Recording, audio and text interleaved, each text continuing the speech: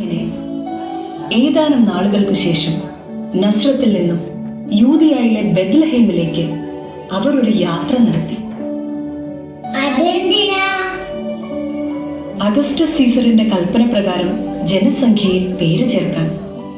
ആ യാത്രയിൽ മാതാവിന് പ്രസവ സമയമായി. എന്തു ചെയ്യും?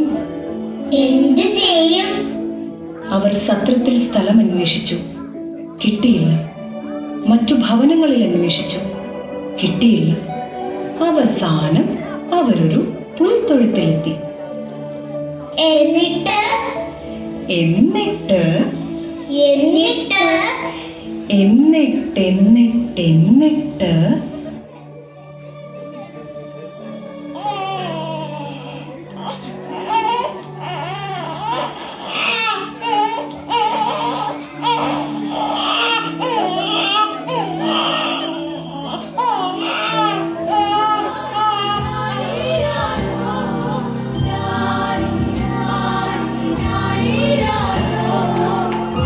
മാതാവ് ഈശോയെ പിള്ളക്കച്ചയിൽ പൊതിഞ്ഞ് പുൽത്തൊട്ടിയിൽ കിടത്തി.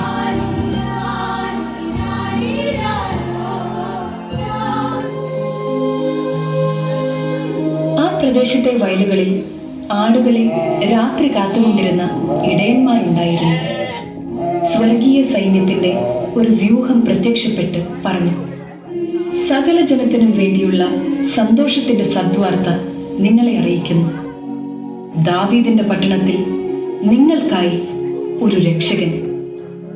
സകല ജനത്തിനും വേണ്ടിയുള്ള സന്തോഷത്തിന്റെ സദ്വാർത്ത നിങ്ങളെ അറിയിക്കുന്നു.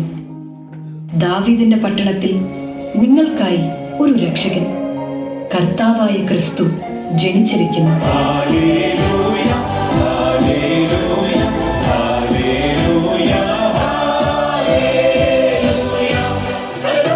അവരാണ് ഉണ്ണീശോയെ ആദ്യം കണ്ടത്.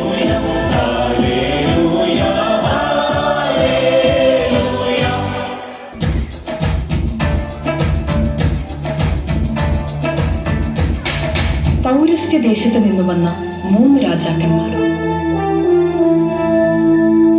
അവരും ഉണ്ണിയെ തേടി ജെറുസലമിലെത്തി. കിഴക്ക് അവർ കണ്ട ആ നക്ഷത്രം, അത് അവർക്ക് മുന്നേ നീങ്ങിക്കൊണ്ടിരുന്നു. അത് ഉണ്ണി കിടക്കുന്ന സ്ഥലത്തിന്റെ മുകളിൽ വന്ന് നിന്നു. അവർ കുമ്പിട്ട് ആരാധിക്കുകയും പൊന്ന്, മീറ, കുന്തിരിക്കം എന്നിവ കാഴ്ചയർപ്പിക്കുകയും ചെയ്തു.